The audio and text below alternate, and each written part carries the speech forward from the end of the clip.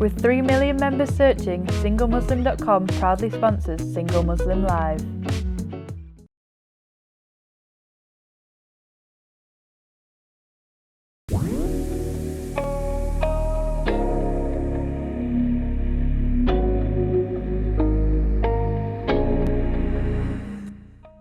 Assalamu alaikum and welcome to the Single Muslim Live Muslim Live sponsored by SingleMuslim.com with me, Nazia Khatun. We're live here on Sky 752 and across Facebook, Instagram, Twitter and YouTube. Wherever you're watching, thank you so much and welcome, a very warm welcome. And you too can join us in tonight's discussion and get advice by simply calling us on the studio on 01942311083. Standard rates apply, so please make sure that you have the bill payer's permission before calling us, or why not share your thoughts on WhatsApp in confidence by messaging us on 079-507-97017. Today's guest is all the way from the States, a place called LA. I hope you have heard of that. And his name is Afraz Khan. And the topic today is planning your perfect wedding. And Afraz, assalamu alaikum, are you there? Hey, wa alaikum assalam. Thank you for having me, Nazia. Thank you so much. It is an absolute pleasure to have somebody from a whole different part of the world. What is lockdown like over there at the moment? Yeah, so things are kind of slowly opening up. I would say, the gyms, the theaters, those kinds of facilities are opening up at a limited capacity, but, they're still enforcing social distancing, masks on, at least in Southern California, where I'm currently living. And, the vaccine's kind of just slowly rolling out. Yeah.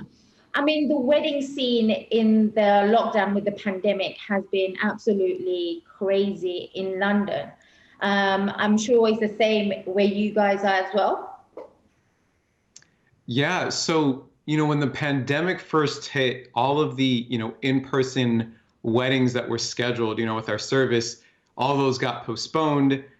We switched to a virtual platform, started doing virtual nikahs.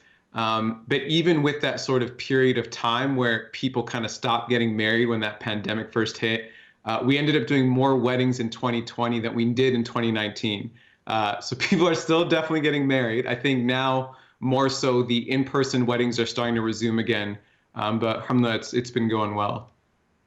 I mean, the wedding industry, it's a huge industry in London and England, and I guess overall all around the globe. Can you just take some time out just to explain what do you do at the Muslim wedding service and what kind of service you provide? Yeah, so I had actually joined Muslim wedding service as like a part-time sort of position back in 2017 and serving as one of the officiants. My background has been in doing a lot of faith work within Muslim communities. Alhamdulillah, I've memorized the Quran, I'm a Hafiz. And so kind of relying upon some of that religious education, learning and being guided by some of my teachers, I started officiating weddings a few years ago. And then I took over this company, Muslim Wedding Service, in 2018. The company itself was started by one of my teachers, Imam Khalid Latif, in New York City back in 2014. And what this service comprises is a set of officiants who are not only religiously trained in the sciences and in the fiqh of getting married, but also have the cultural awareness when it comes to crafting a ceremony and crafting a sermon that makes sense to the couple that they're working with. So I think where we perform really well is collaborating with couples of a variety of different race, cultural, religious backgrounds in building out a ceremony experience and a nikah that not only speaks to their experiences, but also to the experiences of their guests and their family members. Well, that is actually very unique. I mean, I've heard of people who plan weddings in a general view, but you are a Quran Hafiz. That is absolutely, mashallah, that's amazing. And what you've just said there is meeting to cultural needs and desires and expectations as well. I mean, as a running the wedding service, what is the most important criteria that people look for? Yeah, I would say as the Muslim community grows and continues to expand in countries like the UK and in the US, these couples, they want kind of a more larger experience and ceremony when it comes to their wedding. I think for a lot of us back home, or from the immigrant roots that we have, the nikah ceremony wasn't something that was supposed to be sort of grand, and that there's not necessarily like a khutbah or a formal speech per se. There's usually some discussion and agreement, and the nikah contract is signed. Now that we've kind of become more acculturated to sort of Western norms, couples want to have like a formal sermon, and they want to have sort of a walking down of the aisle and a sharing of vows. And so, when couples reach out to us, they want to guarantee that they can be able to work with an officiant that not only ensures that the Islamic requirements of getting married are being fulfilled, but that can also accommodate and craft a ceremony that incorporates all these other sort of cultural and social elements that couples want to see. I mean, weddings are very stressful. I've not had a wedding yet, but I've experienced going to so many, and it will be very interesting for myself to actually listen to you and listening to your tips. In order for us to feel less stressful when organizing a wedding, how would you simplify it? What would your tips and your suggestions be for people?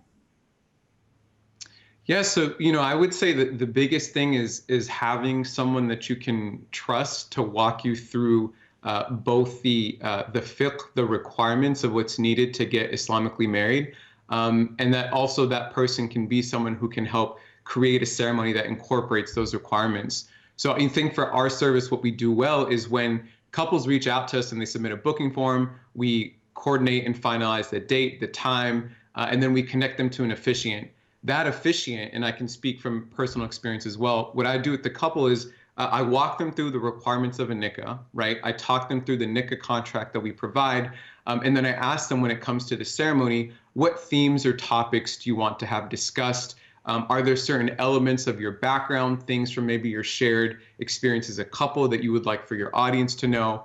I once did a wedding where the bride was from Sudanese background, and the groom was Colombian, Colombia, the country in South America. And so as part of their wedding experience, they wanted some Spanish to be incorporated because the groom's family comes from a Spanish-speaking background. And so I've taken a few years of Spanish. I wouldn't say I'm super great, but enough to speak some words. And so small things like that, when couples can find someone who can really incorporate those personal elements, it means a lot, to their overall experience. I think that's so beautiful. I mean, my sister got married to a Colombian, so I can totally relate to that as well. And it was a very nice experience to have to see like how two totally different cultures get together to celebrate a very common thing, celebrating happiness, I guess, as well, right? In a formal way to celebrate two people coming together. In terms of interracial marriages, I mean, this is something that is, we're seeing it more and more. We're becoming more acceptance of it in a nice, positive way. What do you think maybe some of the conflicts couples face when it comes to arranging the wedding when they're from two different backgrounds? Yeah, I mean, I think it's important first just to reiterate that, especially in our own faith tradition, there's a huge emphasis on the idea of people of different cultures coming together. There's an ayah in the Quran in Surah Al-Rum, the chapter entitled The Romans, where God says amongst his signs is that he's created spouses from among yourselves for you to live with in tranquility. This ayah is often recited at wedding ceremonies. The beautiful thing is the very next ayah, Allah Azza wa Jal, God Almighty, he then says, and amongst his signs is the heavens and the earth and the diversity of your languages and colors. And I think that just serves as a testament to the idea that when we're thinking about the capacity for humans to love and to be compassionate and build these bonds, through marriage, it's meant to transcend, cultural and racial barriers. In my experience, I would say the majority of my weddings, I've done, alhamdulillah, at this point, over 80 nikahs now over the past 4 years. And I'd say the majority of them have been some element of a mixture of different cultures and races. And I think part of being able to, go, kind of transcend some of those barriers that exist. I think those barriers end up often being elder members of each side of the family kind of wanting the wedding to be done a certain way culturally, and then knowing that certain things have to be compromised because there's another culture involved as well.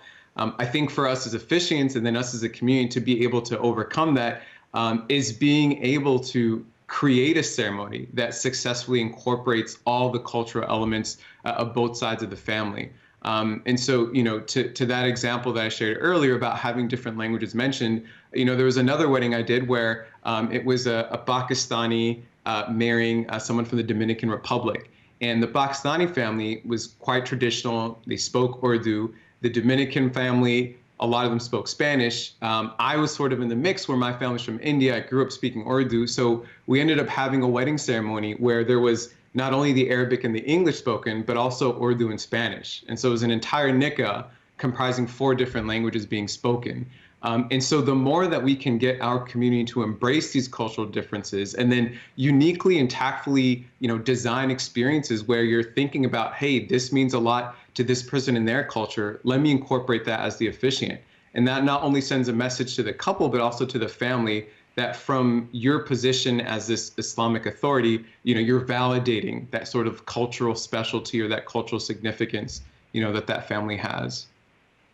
Wow, that is so beautifully put. And I mean, I don't know what the whole trend is in the USA, but in London, I guess we're still trying to move and accept different cultures and not, we have a bit of a division sometimes. And Islam always says we have to unite no matter what the person is or what race or ethnicity they are. And you put this so beautifully in how we can actually encourage for us all to come together as a ummah as well. And the more we spread the Islam around, the more we become unified as people in the religion as well. So thank you so much for explaining that. We will be going on break very shortly. But before we do that, what made you want to become the executive director of a Muslim wedding service, first of all? What was your inspiration? Yeah, so I guess it's good to clarify. So I serve as the executive director of Muslim Wedding Service as a part-time thing. My full-time work, I work in civil rights. I'm at the American Civil Liberties Union in the racial justice program. But growing up, I've always been very involved with the Muslim community, the faith community. And I've been doing khutbahs, leading sermons, facilitating classes on spirituality, on the Quran. What's beautiful about wedding ceremonies is that you as the officiant end up having this platform where you can really educate audiences on the beauty of Islam and the ways in which we give significance to love and marriage in our faith tradition. And I think sometimes people don't see that opportunity, but it's there. Many guests and audience members that I've met are people who never have met a Muslim, been to any type of Islamic event, but they happen to know the bride or groom who happens to be a Muslim friend of theirs. And this is their chance now of learning right through this wedding experience, the beauty that exists.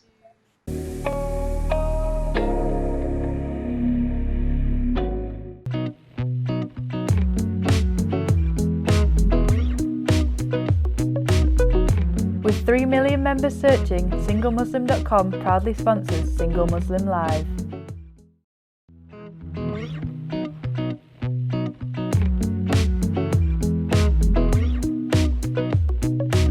With 3 million members searching, SingleMuslim.com proudly sponsors Single Muslim Live.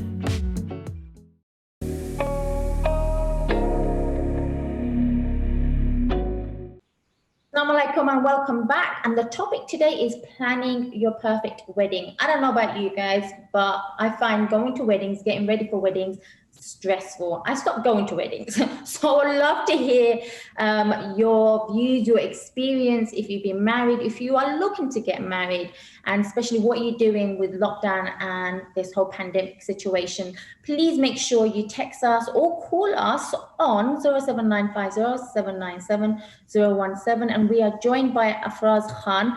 Afraz, are you still there? Yeah, I'm still here. Thanks, Nazia.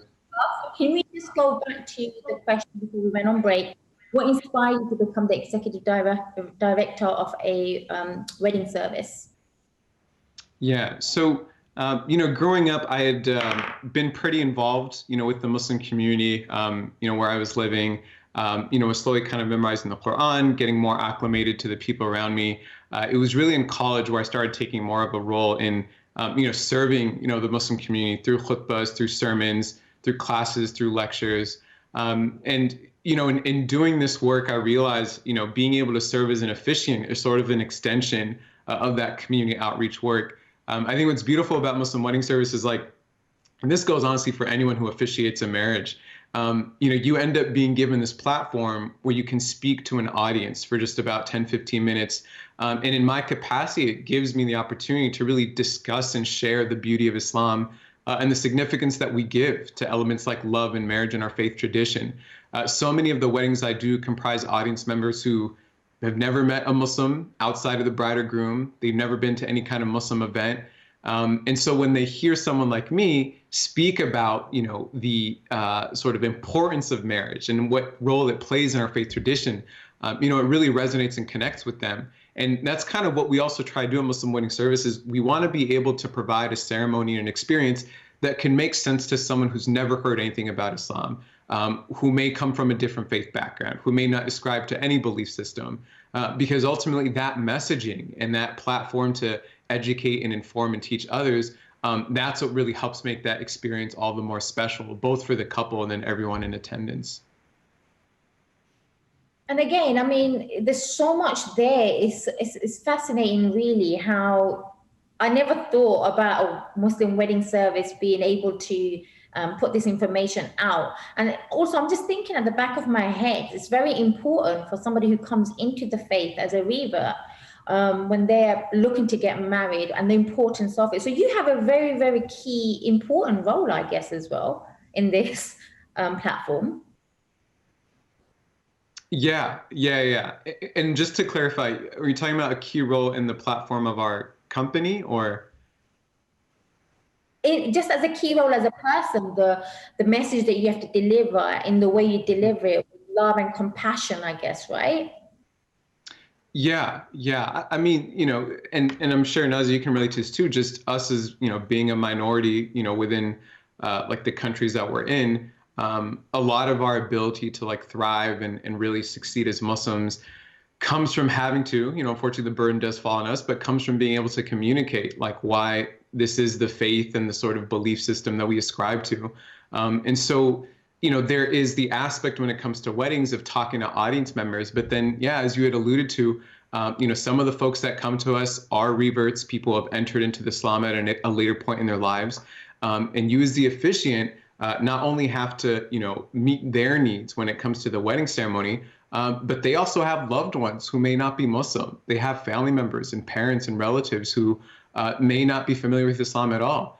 You as the officiant play a critical role when it comes to the wedding ceremony, where you're literally bringing families together and ensuring that what you're saying, right, and the messaging you're delivering and how you're sort of communicating that can really be something that's inclusive of all those who are present. Because the last thing we'd want to do in a wedding ceremony is provide an experience, as officiants, as Muslims, or whatever capacity is. The last thing we want to do is have that experience or that ceremony then push people away, right? Because that too isn't part, the prophetic tradition. There's this one statement that the Prophet would say, peace be upon him, Inna Allah yuhibbur rifq fi kulli amri. That indeed Allah, He loves gentleness, in all affairs. And if there is one event, right, to be gentle, it would be the wedding ceremony, where you have tons of people there, and it's the happiest day for the bride and groom. And so I think we try to really bring that type of, thinking and approach into how we do weddings at Muslim Wedding Service.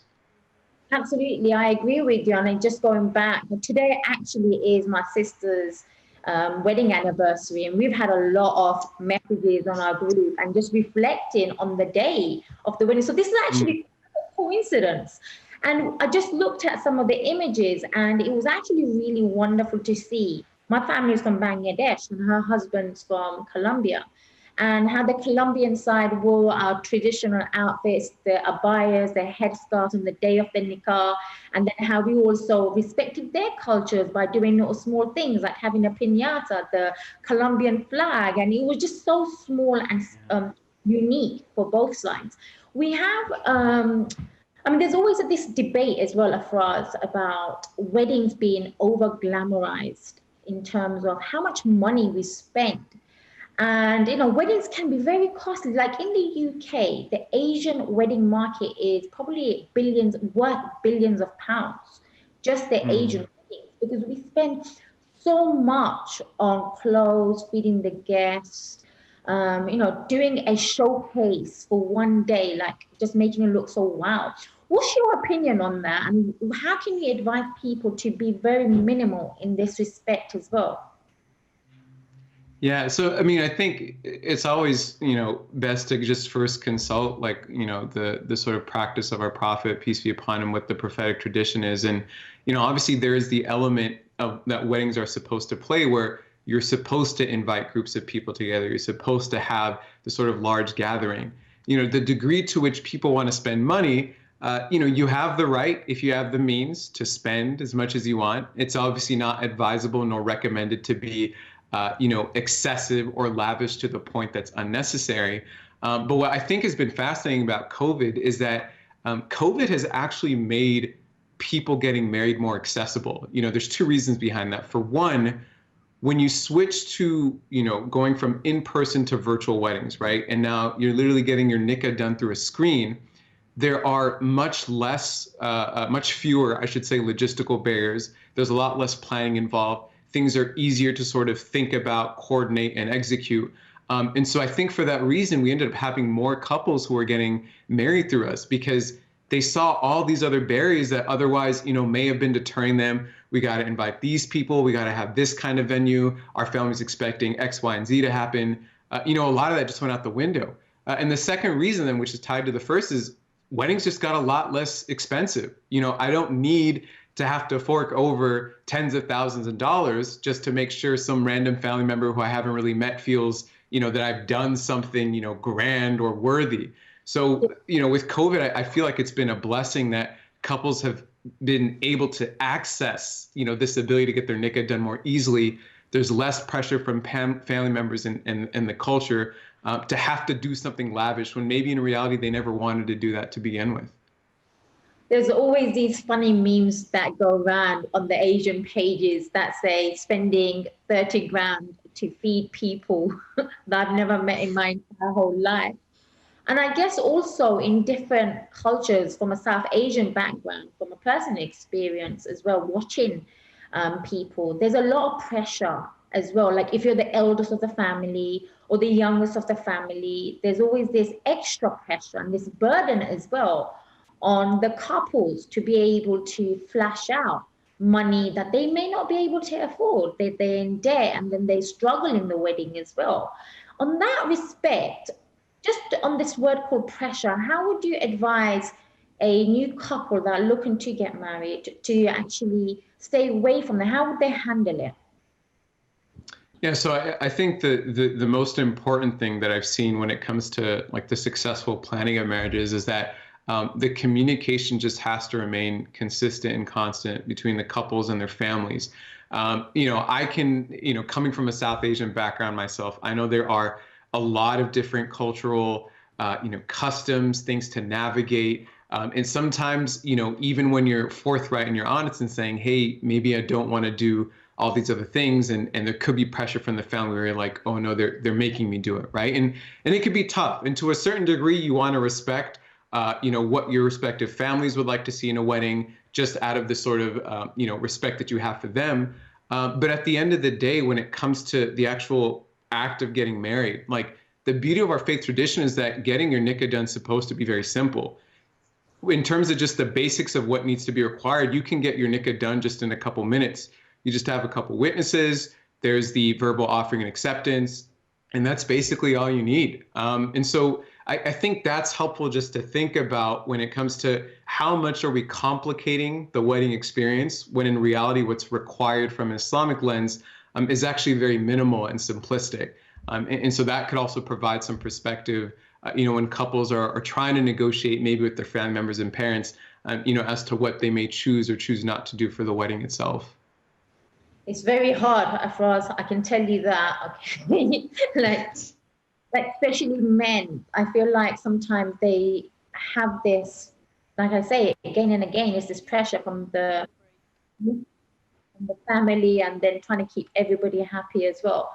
Thank you so much. We will be going on break very soon. I just want to quickly read out some messages from the audience. Thank you so much for taking time out and sending your questions and your words in.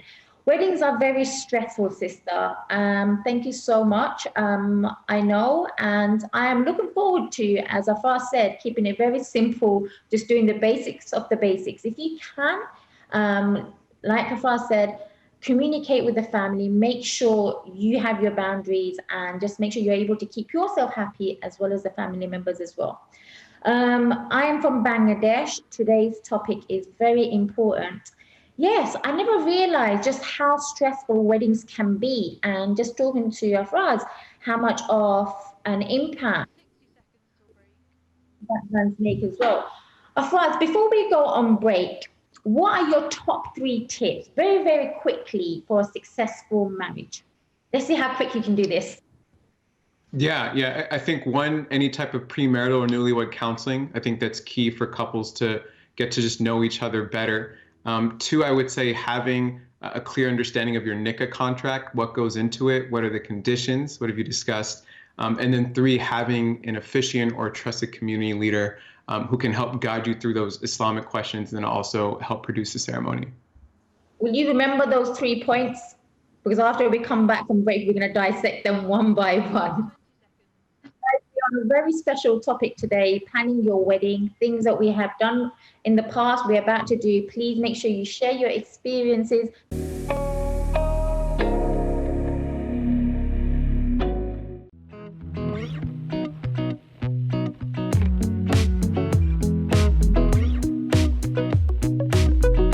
With 3 million members searching, SingleMuslim.com proudly sponsors Single Muslim Live.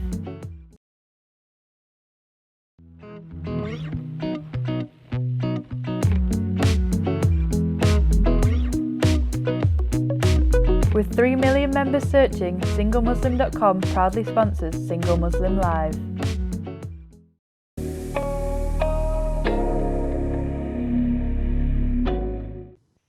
Welcome back, and if you guys have been watching this, thank you so much. Make sure you still send us in your questions. Actually, I want to hear some of your personal experiences. Did anything go wrong when it was when it came to planning your own wedding? What were your experiences? Make sure you message us in the studio in private and confidence on 079 507 97017. And the topic today is planning your perfect wedding, all the way from LA, Afraz Khan. Before we went on break, the question was, what are your top 3 tips for a successful marriage wedding plan? And you said some amazing things. So you remember them? Can you please go through them again? Yeah, so I would just say for folks watching, I mean, with all the couples I've worked with, all the weddings I've done, it's also important just to understand that the wedding itself, the nikah itself is important. That's the start of your marriage. But you want to make sure you're doing preparation outside of that for the journey once the marriage begins. And so in terms of the top 3 tips, the first one I mentioned was premarital or newlywed counseling. I just would strongly recommend, and we do this for every couple that reaches out to us, we refer them to what is the Khalil Center. It's a counseling service here in the US. But it's really important to have a trusted third party, someone who doesn't know you like family, to help you really answer some complex questions, to know what are your preferences, what are the types of priorities that you and your spouse have or your future spouse have, and how do you two plan to align upon them once you get married. The second thing was talking about the nikah contract. I think it's really important, especially for our sisters, to know the rights that are afforded to them when it comes to the nikah contract. So couples can stipulate whatever conditions that they'd like to in that contract when they get married, because essentially a nikah or a marriage, it's a contract that 2 parties are entering into. And so you can guarantee certain things. If the wife chooses to, they want to ensure it's a monogamous marriage, she has every right to ask for that. That could be put into the nikah contract. If there are certain stipulations around being able to visit family, being able to go and take care of, loved ones, those are all things that are good to discuss and clarify in the nikah contract, so there isn't that confusion later on.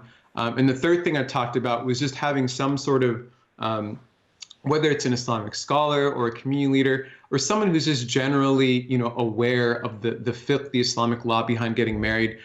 So that way you have this sort of constant resource, someone you can rely upon and ask questions about, whether it's regarding the nikah contract, whether it's regarding the Maher, the gift that's given from the groom to the bride. I think various things like that. It's helpful to get as much knowledge as possible. I would just share, from my perspective, I've worked with a lot of couples where, one of the parties to the couple, whether it's the bride or the groom, are also a new convert to Islam. And so now, I'm serving them not only as officiant, but I work to keep in touch with them to also help guide them in this journey of entering this faith, and sort of what that experience is. So we really want to make sure that we're providing and we're seeking out as many resources as possible to prep us not only for the wedding day, but also for the marriage itself.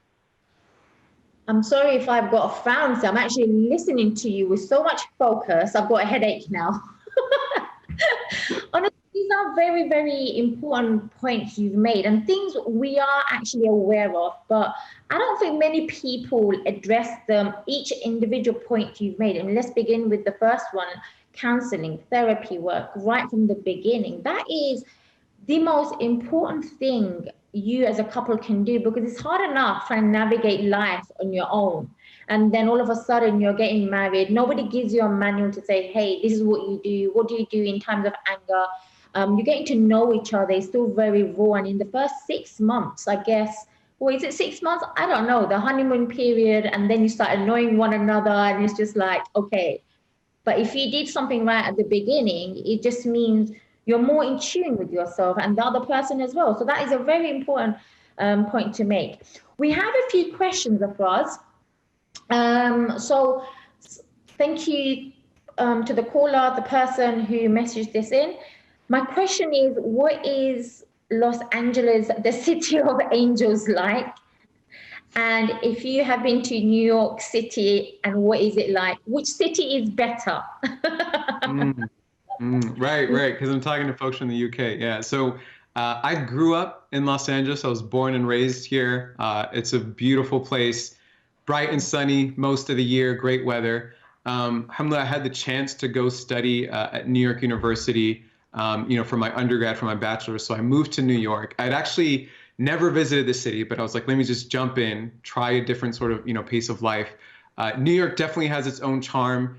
It's obviously faster paced, there's just more people around you, but there's just a lot more cultural diversity as well, especially because people are just, closer together. So you just see more of that, the diversity and sort of variation, in the types of people that you meet in the city. I think what I enjoyed most about New York City is that ability to just sort of walk or take the train and you can easily get, to any part of, the boroughs, whether you're in Manhattan or Brooklyn or Queens. But I will say I eventually was starting to feel the brunt of the cold weather. And I don't know how you people in the UK do it either, but after 7 years of living in New York, I decided it made sense to move back. And so I came back last summer to Los Angeles. So I will say LA is the better city though, but I'm definitely biased there. I hope that answers the viewers' questions. Now, let's move on a little bit. In terms of planning a wedding, it's very stressful. We all know this. If you have planned your own wedding, it's stressful. People around you are also stressed, making sure that the couple are happy. And the question now is, how do you deal with bridezillas? Yeah, so I've dealt with a few myself, and it's understandable because it can be a lot of pressure that builds up and kind of just breaks on the day before the day of the wedding. I would say the best thing to do is hire, whether it's an outside party like a wedding planner, or designate someone within your family who is that point person for all things logistical, who you can trust, who has their stuff together, who's willing to call people out if something hasn't arrived on time, if there's a vendor that's delayed, but really offload that sort of management to a trusted third party, because I've seen that does wonders. The couple can just trust and correspond with that one person, and they deal with all the hubbub and the drama and whatever else might be going on. So I would strongly recommend, whether it's a wedding planner or if you can't afford that or wouldn't want that, even just someone within your family or even a friend who you can just trust with your life. Wow. I mean, Afraz, you're very young, and for someone to do the job that you're doing, normally when I see somebody doing a wedding ceremony, I expected a bearded older kind of uncle guy? Do people, I mean, the question is really, do people take you seriously, and what is their view when they see a young person doing this type of job? Yeah, so I will say for one, it's very evident I'm by no means an alim or a mufti or someone who's vigorously trained in the Islamic sciences. That being said, I've acquired quite a bit of knowledge, have several teachers that I've intentionally studied under to get to this point where I could feel comfortable serving in this capacity as an officiant. The reason why I make that clear is because ultimately when it comes to the wedding experience, couples aren't looking, and I would say for any sort of public event or gathering where you have a spokesperson, we're not necessarily always looking for the most knowledgeable or learned person. We obviously want someone trusted, someone who knows their stuff in general, but we're oftentimes looking for who can narrate or tell the best story or deliver the best message. And so I think in that vein, I'm blessed to say, alhamdulillah, over the years of having several years of public speaking experience, being able to gain more comfort in speaking about Islam. Sometimes, yeah, when I get to weddings, the couples will see me and they'll know me because we may have talked over the phone or over Zoom or met in person, but the family members may be surprised and be like, where's the imam? And then I tell them I'm right here, and they're a little skeptical at first, but alhamdulillah, almost always, if not always, once I've conducted the ceremony, delivered the sermon, they see now, okay, we see why he does this. He's clearly trained and experienced. But this would definitely be a message for, a lot of the younger folks out there as well. These critical roles, right, within our faith tradition of, say, officiating weddings or leading classes or, even things like leading the janazah prayer for those who pass away. These are roles that we slowly have to become more familiar with, because these communal obligations will ultimately fall upon us. When our elders and those who have been holding it down for so long, mashallah, will, eventually leave this world. And so it's also nice and empowering to see someone at a younger age, taking on these types of roles. What are the pros and the cons of your role then, Afraz? I really, and again, not to be biased, but I really only see pros. I mean, the blessing of engaging with a couple who is prepping for the biggest day of their life, the ability to learn about their backstory, get to know their families, and then just to be a part of the experience of their actual wedding, where you get to, not only learn more about their parents or their loved ones, but you're also just in the midst of like immense barakah and blessing. The Prophet, peace be upon him, when a couple would get married, he would make the dua upon the couple and say, Barakallahu lakuma wa baraka alaykuma wa jama'a bainakuma fi khair. That he says, Ya Allah, put, send barakah upon them, envelop them in barakah, in blessing, and enjoin them in only that which is good. So just to have your heart, whether it's as an attendee, a family member, an officiant, for your heart to be in the presence of a couple getting married, there's just immense blessing in being part of that experience. I never really would have thought about how important, like the points you've just mentioned, when a child is born, we have to do the adhan in his or her ears. That is the beginning of life, right? To make sure we have people like yourself, then the wedding.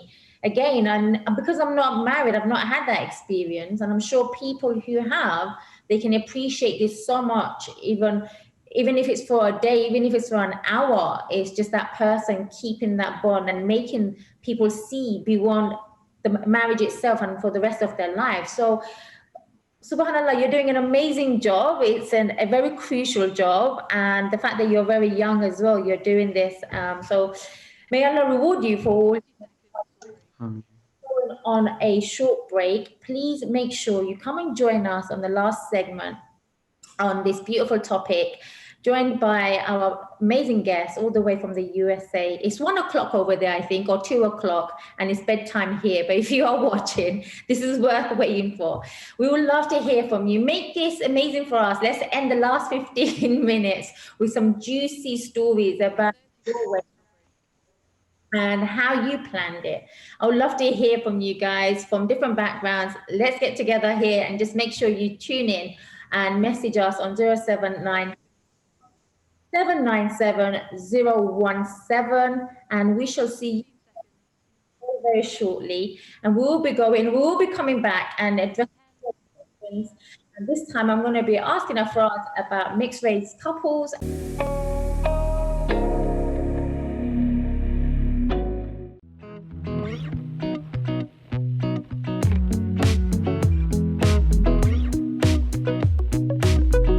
With 3 million members searching, SingleMuslim.com proudly sponsors Single Muslim Live.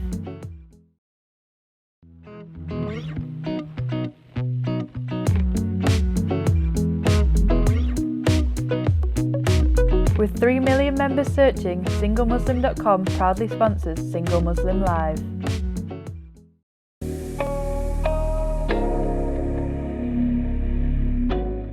Welcome back to the last segment of our show. Please make sure you message us on 0795079717. I'm loving this topic. I feel like I've just got started talking to Afraz Khan. Afraz Khan, so the question is, and I've been dying to ask you this one, when two couples from two different faiths and backgrounds want to get married, and because I feel like still interracial relationships are still quite a new thing, especially in the South Asian community, we are actually catching up, but it still comes with a lot of headache and maybe a struggle for different individuals. I'm not saying it's a rule that's applied to every family. It's about how open-minded and educated and knowledgeable people are, and how they, I guess it's coming from an Islamic point as well. And the question is, how do you then deal with two couples that are deeply, madly in love, they want to get married, and the parents are saying no, but they are Muslim, whether they're reverts or born Muslims? How do you approach that, and how do you resolve the situation? Or if you've got a real life scenario you can even talk to us about. Yeah, so, and this is like a really important conversation. You know, as the officiant, the role that I play is ensuring all the religious requirements are being fulfilled with regards to the nikah. So double check that, make sure everything there is taken care of.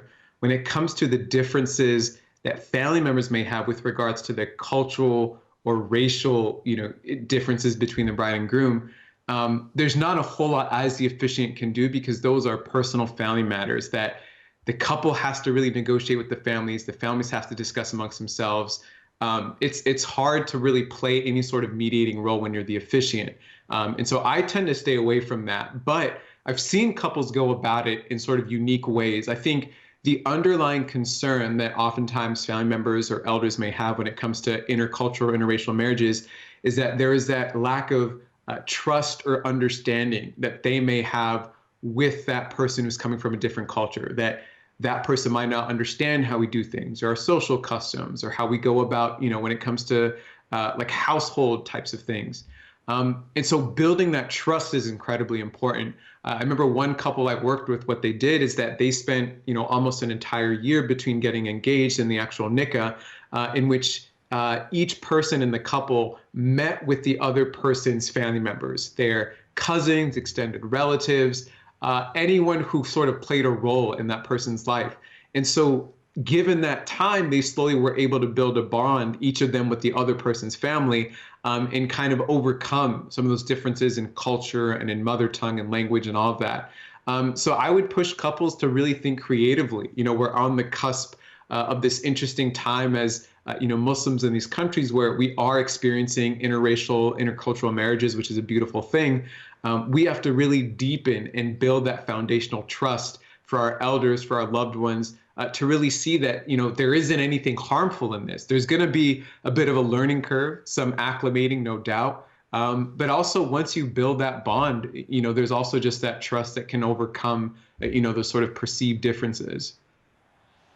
That's so amazingly said as well. And I guess we have to always remember this is about being a good Muslim. We're living by the guidance of Islam, and it's understanding how Islam is teaching us every new chapter of our lives and not get our cultural differences mixed in, right? Yeah. And that's the other thing too, is, you know, sometimes we want to bring culture into religion because maybe us or our family members have grown up with a certain way in which faith was practiced. And so sometimes it's just sort of breaking down those barriers as well. I think one kind of key point that I see come up time and time again is just the discussion of the Maher.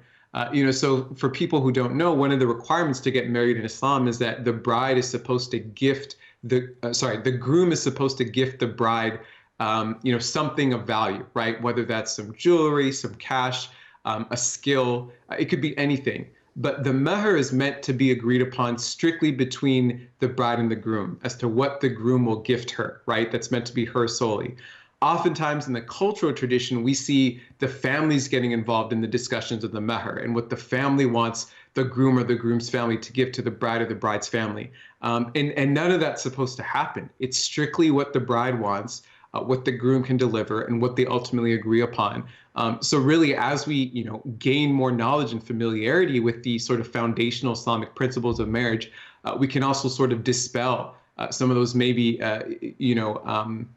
ill-informed notions of how people are supposed to get married Islamically. Thank you. And all I'm thinking at the back of my head, what can I ask for?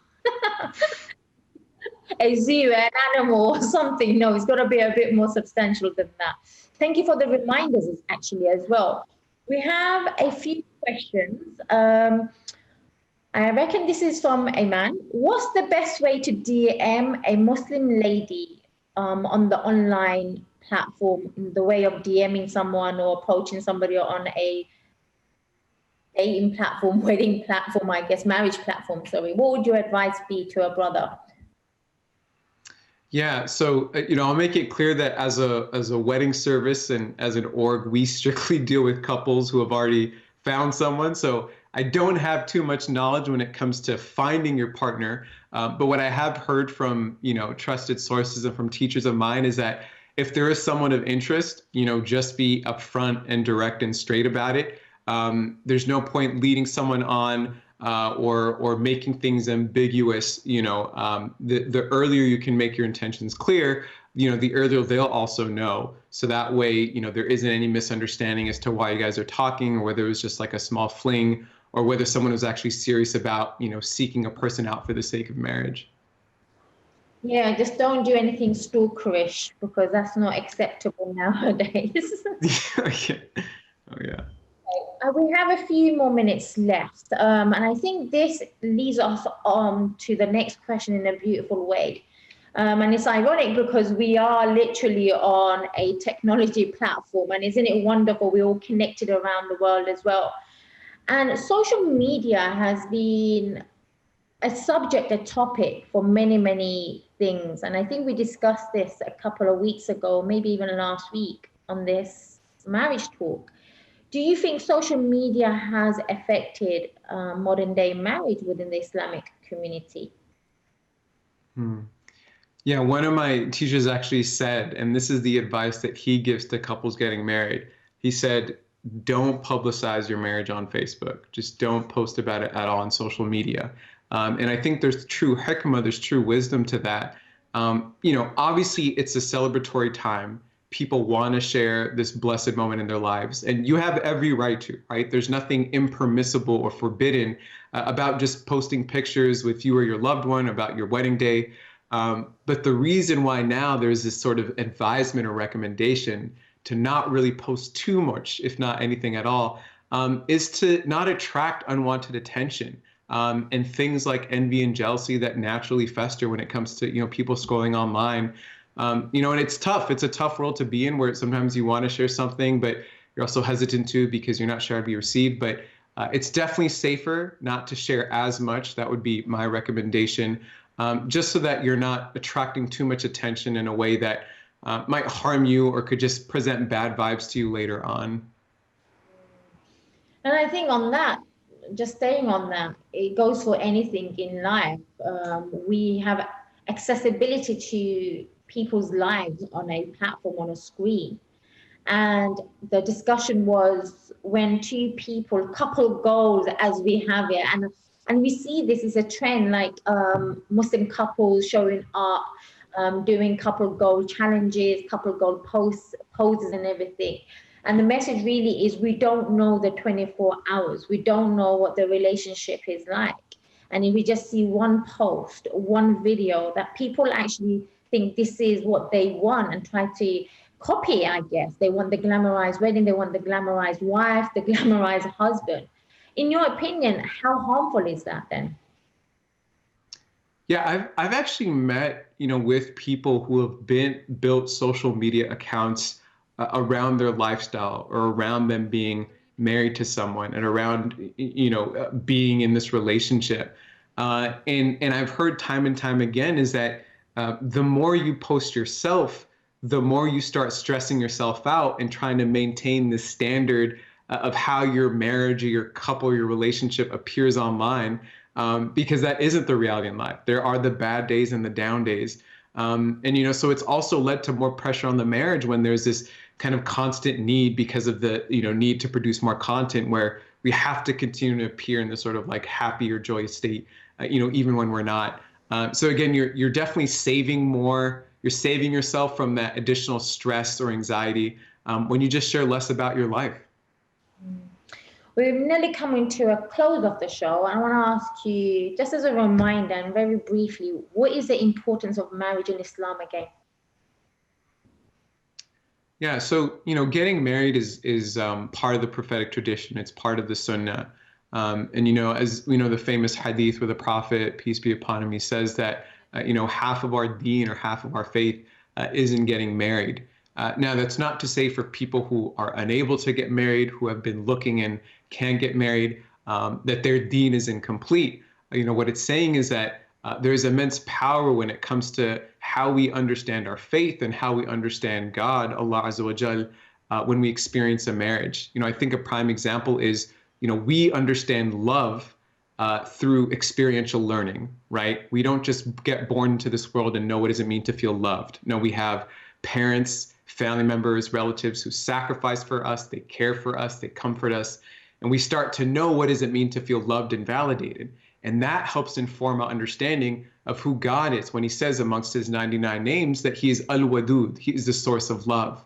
And so when Allah Azza wa Jal seeks to elevate, his creation, he gives them the gift of marriage so that two souls can encounter and experience a new type of love, a new type of companionship that they haven't experienced before, and thus experience their creator, the one who is the source of that love, in a newfound way as well.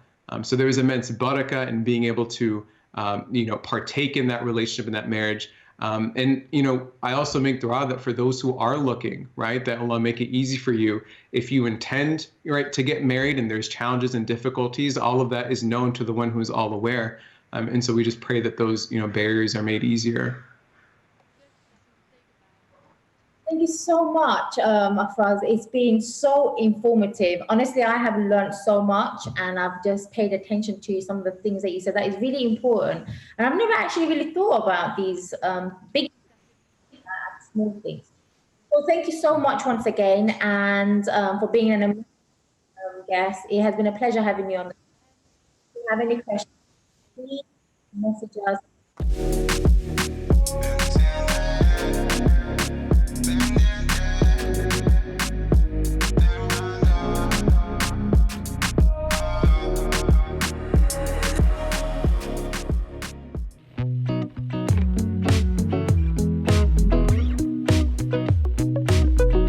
With 3 million members searching, SingleMuslim.com proudly sponsors Single Muslim Live.